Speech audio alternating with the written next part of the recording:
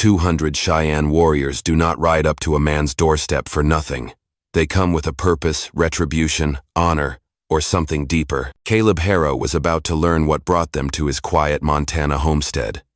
But to understand why, we need to go back 2 days, to when it all started. The November wind cut through the plains like a blade, and Caleb, a weathered cowboy at 38, was hauling firewood to his cabin. If you're watching this on television, take a second to grab your phone and hit follow, like, or share. That one click means a lot, and it helps us keep telling stories that matter. The sky was gray, heavy with snow that had not yet fallen. Caleb's place sat miles from town, a speck in the vastness, surrounded by rolling hills and a frozen creek. He liked it that way alone, no neighbors to bother him. But that morning, something caught his eye near the creek bed. A small figure, hunched against the wind, moved slowly toward his land. Caleb dropped the firewood and squinted. It was a child, no older than 10, wrapped in a thin shawl that did nothing against the cold. The kid's steps were uneven, like they were fighting to stay upright. Most folks out here would have reached for a shotgun, especially with tensions high after recent disputes over land between settlers and the local Cheyenne. Caleb had heard the stories, raids, stolen livestock, worse, but something about the way this kid moved, like they were one gust away from collapsing, stopped him. He slung his axe over his shoulder and trudged down the hill, boots crunching on frost. The air was so cold it burned his lungs, but he kept his eyes on the child, who seemed to be losing the battle against the wind. Up close, he saw it was a boy, his face half hidden by a hood of woven cloth. Traditional Cheyenne patterns faded but unmistakable. The boy's lips were blue, his hands trembling as he clutched the shawl. He spoke in quick, sharp Cheyenne words Caleb could not understand, but the kid's wide eyes and the way he pointed at his mouth said enough. Hunger. Cold. Desperation. Caleb raised his hands, palms out, to show he meant no harm. The boy flinched but did not run. Without thinking too hard, Caleb unhooked his wool blanket from his saddlebag nearby and draped it over the kid's shoulders. The boy grabbed it tight, like it was the only thing keeping him alive. His fingers, small and bony, dug into the fabric, and for a moment, he looked up at Caleb with something like trust. As Caleb led the boy toward the cabin, a sharp whistle cut through the wind. He froze, scanning the horizon. A lone Cheyenne rider, barely visible against the gray hills, watched from a distance. The man's silhouette was rigid, his horse motionless. Caleb's pulse quickened, but he kept walking, one arm steadying the boy. The rider did not move, just observed, then turned and vanished over the ridge.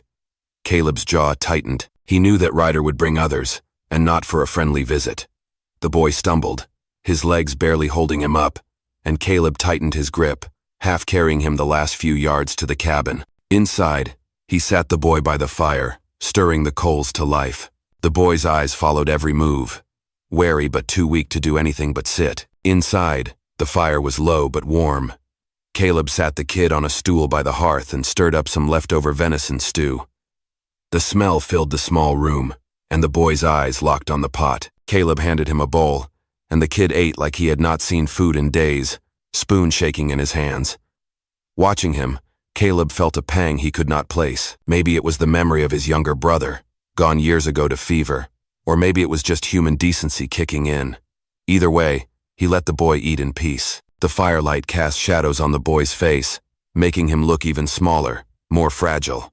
Caleb added another log to the fire, noticing how the boy's shoulders relaxed slightly as the warmth reached him. As the kid scraped the bowl clean, Caleb noticed a small leather pouch tied to his waist. Inside was a single carved bone bead, etched with a symbol he recognized from a trader in town. It belonged to the family of Black Elk, a Cheyenne leader known for his fierce pride and fiercer temper. If this was Black Elk's son, Caleb had just stepped into something bigger than a cold kid needing a meal. He pushed the thought down. The boy was here now, safe for the moment. That was what mattered. He poured water into a tin cup and handed it to the boy, who drank it down in gulps, spilling some on the blanket. Caleb did not mind. He was already thinking about what came next, and none of it felt good. Before Caleb could decide his next move, a sharp knock rattled the cabin door. He grabbed his rifle, not raising it but keeping it close. Opening the door a crack, he saw Lila, the town's herbalist, her face pale under her scarf. She said she had been gathering roots nearby when she saw the Cheyenne rider watching Caleb's place. Word was spreading in town.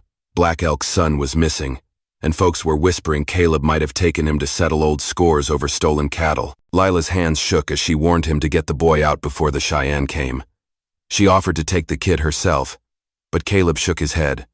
The boy was his responsibility now. Lila left, promising to stall the townsfolk, but her eyes said she doubted he'd survive the day. Caleb closed the door, his hand lingering on the latch, feeling the weight of her words. But trouble has a way of finding you. 20 miles north, a Cheyenne scout had picked up the boy's trail, faint but leading straight to Caleb's land. Black Elk himself rode with the group, his face set like stone, his mind on his missing son. The boy had wandered off during a hunt, lost in a sudden storm that swept the plains. Back at the cabin, the boy finished eating and curled up by the fire, still wrapped in Caleb's blanket. He was out cold in minutes, exhaustion winning out. Caleb sat across from him, staring at the flames, trying to figure out what to do next. He could ride to town, alert someone, but that meant leaving the kid alone. Or he could wait, hope the boy's people came looking. Neither option felt right. The fire crackled, and Caleb's eyes drifted to the boy's small form, wondering how one kid could stir up so much trouble. The next morning, hoofbeats broke the quiet. Caleb stepped outside to see 3 men from town, his friend Tom Weaver, Sheriff Amos Reed, and a preacher named Elias Cole. Tom looked spooked, his hat clutched in his hands. Amos said they had seen smoke signals last night, Cheyenne signals, and word was Black Elk's son was missing. The preacher, voice low, said Caleb's place was the last spot the boy's tracks led to. Caleb admitted the kid was inside, warmed and fed. Tom's face went pale. He said the Cheyenne might think Caleb took the boy, especially after last month's land dispute turned ugly. Amos gave him a hard look and said he had until sundown to get the boy back to his people, or the whole town might pay the price. They rode off, leaving Caleb with a sinking feeling. He stood on the porch, watching their dust trail fade, his hand tightening on the doorframe. As the men's horses faded into the distance, Caleb heard a faint cry from inside. The boy was awake, clutching the blanket, his face twisted in pain. He pointed to his leg, hidden under the shawl. Caleb knelt and gently lifted the cloth, revealing a deep gash crusted with dirt and blood. It was infected, the skin around it hot and swollen. Caleb cursed under his breath. He had no medicine, no way to treat it properly. The boy's feverish eyes met his, pleading without words. Caleb grabbed a clean cloth, boiled water, and cleaned the wound as best he could. The boy wincing but staying still. He knew if the Cheyenne found their boy like this, they might think Caleb caused the injury. Time was running out. He wrapped the leg in a strip of cloth torn from his own shirt, hoping it would hold until he could figure out a plan. He went back inside. The boy was awake, sitting up, eyes wide as he heard the fading hoofbeats. He spoke fast, pointing outside, then at himself. Caleb caught one word, father. The kid knew his people were coming. Caleb tried to ask where they were, using gestures, but the boy just shook his head, pointing north. Then they both heard it, a low, steady drumbeat, faint but growing louder. Caleb's gut twisted. He knew what drums meant out here. They were not waiting for sundown. The Cheyenne were close, and they were not coming to talk. The boy grabbed Caleb's sleeve, his small fingers digging in, and shook his head again, like he was begging him to stay inside. But Caleb knew hiding was not an option. Before Caleb could act, a shadow passed over the window. He grabbed the boy and pulled him low, peering out. A single arrow, its fletching painted red and black, was lodged in the cabin's outer wall. It had not been there an hour ago. The boy's breath hitched, and he whispered something, his voice shaking. Caleb did not need to understand Cheyenne to know it was a warning. He checked the rifle, making sure it was loaded but keeping it out of sight. He gestured for the boy to stay down, then cracked the door open. The drums were louder now, vibrating through the frost-covered ground. He saw no one yet, but the air felt heavy, like the moment before a storm breaks. The boy crawled closer, his eyes wide, pointing to the arrow, then to the north, his hands trembling. Caleb peered through the cabin's only window. Shadows moved on the hill, maybe a dozen riders, then more. Soon, he counted nearly 200, spread out in a wide arc, their horses stamping in the frost. Black Elk rode at the front, his war paint stark against the gray morning. The boy grabbed Caleb's arm, his small hand surprisingly strong, and pointed to the door. He shook his head, hard, like he was saying, "Do not go out there." But Caleb had no choice. If he stayed inside, they would burn the place down with both of them in it. He took a deep breath, grabbed his hat, and told the boy to stay put. He stepped onto the porch, his boots loud against the wood, and raised his hands, hoping it would be enough to keep the arrows at bay. Outside, the air was thick with tension. Black Elk dismounted, his presence filling the space like a storm cloud. He spoke in Cheyenne, his voice low but sharp, and a younger warrior translated. They wanted the boy, now, or there would be no mercy. Caleb raised his hands higher, saying the kid was safe, fed, and warm. The boy stepped out before Caleb could stop him, still clutching the blanket. He ran to Black Elk, speaking fast, pointing at Caleb, then the cabin. Black Elk's eyes narrowed as he listened, his hand resting on a knife at his belt. The translator said the chief wanted to know why Caleb had not sent word the moment he found the boy. Caleb's throat tightened, knowing one wrong word could end this badly. As Black Elk spoke, a woman's voice cut through the crowd. It was Singing Bird, Black Elk's sister, her face lined with worry but fierce. She pushed past the warriors, her eyes locked on the boy. She knelt, touching his face, then noticed the blanket and the cleaned wound on his leg. Her gaze snapped to Caleb, sharp as a blade. She asked, in halting English, why he had tended her nephew's injury instead of sending him away. Caleb said he could not let a child die, no matter whose son he was. Singing Bird stood, her silence heavy, and whispered something to Black Elk. The chief's face did not change, but he waved the translator silent, studying Caleb like he was measuring his soul. The warriors shifted, their horses snorting, waiting for a signal. Caleb explained he had not known who the boy was until he saw the bead, and by then, the kid was too weak to move. He said he only wanted to help, nothing more. The boy kept talking, his voice rising, gesturing to the blanket, the fire, the empty bowl inside. Black Elk's face stayed hard, but he knelt to check his son, looking for any sign of harm. Finding none, he stood, staring at Caleb. The translator said the chief believed him, but some of his warriors did not. A tall man with a scarred face, Red Hawk, the translator called him, stepped forward, his lance gleaming. He said Caleb's kindness was a trick, a way to gain favor or ransom. His words carried venom, and the warriors behind him gripped their weapons tighter, ready to act. The accusation hit like a slap. Caleb felt the eyes of 200 warriors on him, waiting for Black Elk's signal.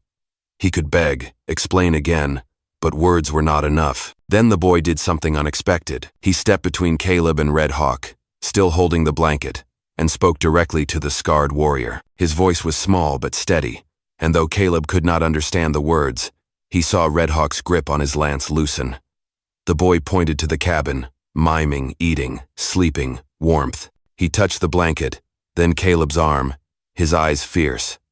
The warriors watched, some leaning forward, others exchanging glances, as the boy's words cut through the tension like a knife. Before the tension could break, a sharp cry rang out from the warriors. A young rider, barely older than the boy, galloped forward, his face twisted with rage. He shouted in Cheyenne, pointing at Caleb, then at a fresh scar on his own arm. The translator said this was Swift Fox, Red Hawk's nephew, who claimed Caleb's cattle had trampled their sacred hunting grounds last spring, costing him a wound in a skirmish. Swift Fox demanded Caleb pay for his crimes, not hide behind a child's story. The boy turned, his small frame shaking with defiance, and shouted back, pointing to his own wound. He said something that made Swift Fox freeze, his face paling. The warriors murmured, some lowering their weapons, others gripping them tighter. Black Elk's eyes flicked between the boy and Caleb, weighing every word. As the boy spoke, a sudden gust of wind tore through the group, kicking up dust and startling the horses. The boy's blanket slipped from his shoulders, revealing a small, intricately woven bracelet on his wrist, one Caleb had not noticed before. Singing Bird gasped, her hand flying to her mouth. She stepped forward, her voice trembling as she asked the boy where he got it. He pointed to Caleb's cabin, saying something in Cheyenne that made her eyes widen. The translator explained that the bracelet was a sacred gift, given only to those chosen by the tribe's healers. The boy said Caleb had found it tangled in the brush near the creek and tied it on his wrist to keep it safe. Singing Bird looked at Caleb, her expression torn between disbelief and something softer, like respect. Black Elk listened, his expression unreadable.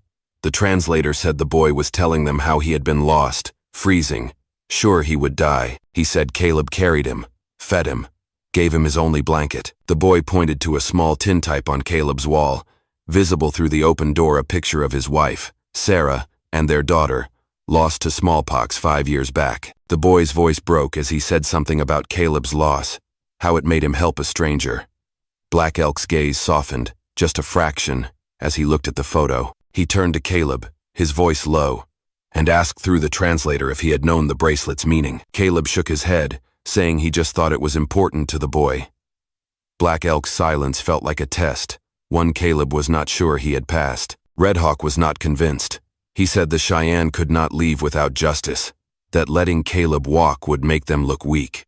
The boy turned to him, his voice sharper now, and asked what kind of justice punished a man for saving a child. He said Caleb's heart was good, that the spirits had guided him to this ranch for a reason. The warriors murmured, some nodding, others still gripping their weapons. Black Elk raised a hand, silencing them. He said his son had spoken with the wisdom of an elder, but the matter was not settled. Caleb would come with them to their camp, to face the council of elders and prove his intentions. The boy's eyes met Caleb's, steady and sure, and he nodded, as if to say this was the only way. On the ride to the camp, a sudden snow began to fall, thick and heavy, blanketing the plains. Caleb's horse struggled, its hooves slipping on the icy ground. One of the warriors, a quiet man with a single feather in his hair, rode up beside him and tossed him a thick fur to drape over his shoulders. The gesture was small but deliberate, and Caleb nodded his thanks, though the man did not meet his eyes. The boy, riding with Black Elk, kept glancing back at Caleb, his small face set with determination. When they reached the camp, the snow had turned the valley white, and the tipis glowed faintly from the fires inside. Caleb felt the weight of every stare, but the boy stayed close, his presence a small anchor in the storm of uncertainty. At the camp, before the council convened, Singing Bird approached Caleb alone. She held a small bundle of sage and lit it, the smoke curling around them. She said it was to honor his deed, but her eyes searched his, testing him. She asked why a man with no family left would risk everything for a stranger's child. Caleb's voice caught as he said he saw his daughter in the boy's eyes, and he could not turn away. Singing Bird nodded, tucking the sage into his coat pocket, and said the spirits would judge him tonight. As she walked away, Caleb felt the weight of her words, like a test he had not yet passed. He touched the sage in his pocket, its faint scent grounding him as he prepared to face the elders. The council, 7 elders with faces like carved wood, sat in a circle, their shadows long in the firelight. Black Elk spoke first, recounting the boy's story. Red Hawk argued that Caleb's actions, while kind, could be a ploy to gain trust. The boy, given permission to speak, stood tall despite his small size. He told the elders how Caleb had not hesitated, how he had given up his only blanket without asking for anything. His voice carried a quiet strength, and the elders leaned forward, listening. Caleb stood silently, his hands clasped, feeling the weight of their judgment. The boy's words were like a shield, but Caleb knew they might not be enough to sway the council's decision. As the boy spoke, a sudden gust swept through the camp, scattering embers from the fire. The elders froze, their eyes on the sky. A hawk circled above, its cry piercing the night. The oldest elder, the woman with silver braids, stood and pointed at the bird.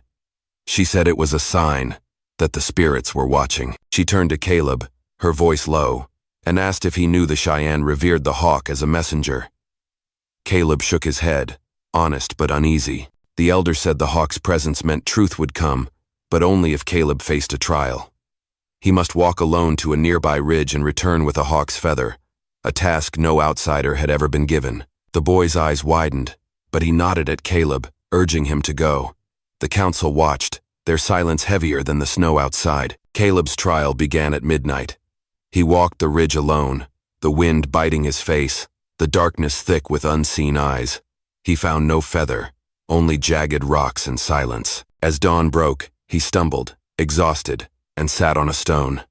A hawk landed nearby, its gaze locked on him.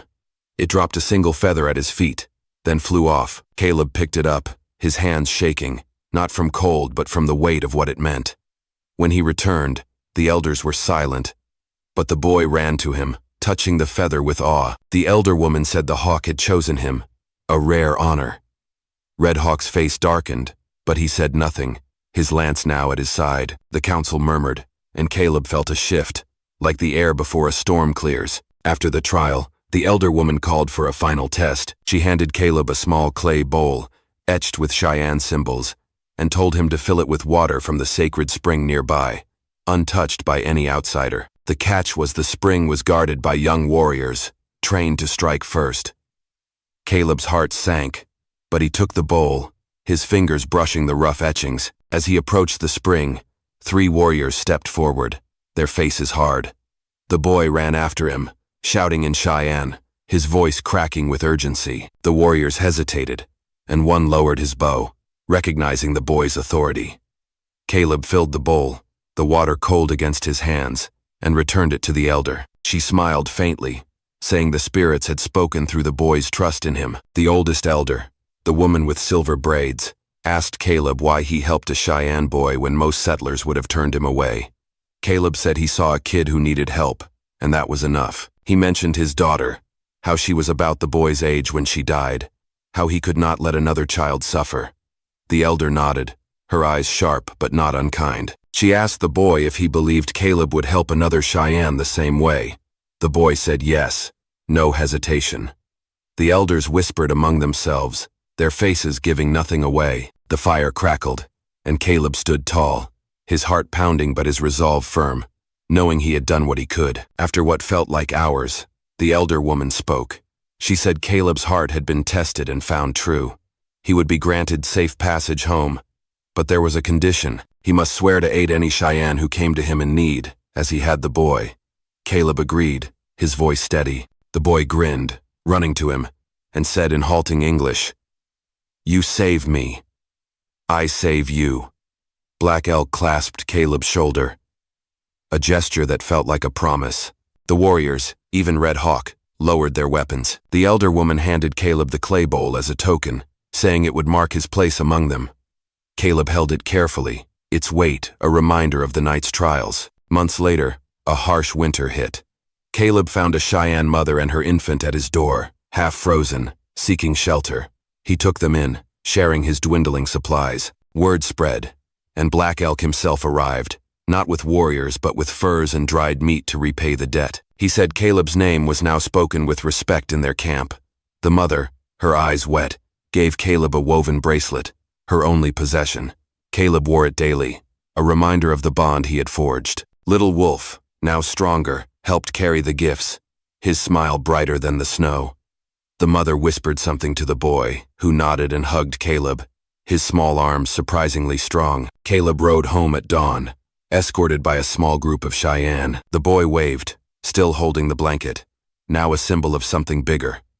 Over the next months, Caleb's ranch became a meeting place, a neutral ground where Cheyenne and settlers traded goods and stories. The boy, whose name Caleb learned was Little Wolf, visited often, bringing his father or other Cheyenne to talk. Caleb never asked for anything, but the tribe gave him gifts, furs, tools, even a horse when his old mare went lame. Little Wolf grew into a skilled hunter, then a mediator, helping ease tensions in the region. Each visit, he brought a new story, and Caleb listened, feeling the gap between their worlds shrink. Years later, when a drought struck, settlers and Cheyenne clashed over the last viable water source. Little Wolf, now a young man, called a meeting at Caleb's ranch. He stood between both sides, his voice calm but firm, and retold the story of the blanket, the wound, the hawk's feather. The settlers listened, some ashamed, others nodding. The Cheyenne agreed to share the water, and Caleb offered his land as a neutral trading post. A settler child, inspired by Little Wolf, gave him a carved wooden horse, a gesture that made the young man laugh. The tension broke, and peace held, fragile but real. Caleb watched from his porch, the clay bowl on the table beside him, its etchings worn but still clear. When a smallpox outbreak hit the town years later, Caleb rode to the Cheyenne camp with Lila, the herbalist, carrying what medicine they could spare. The elders welcomed him, remembering the bowl and the feather.